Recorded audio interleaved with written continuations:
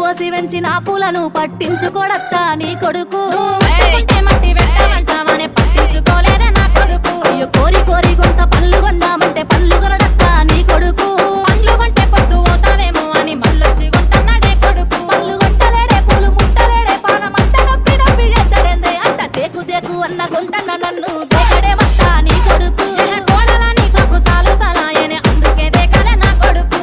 తర్వాతనే నాన్న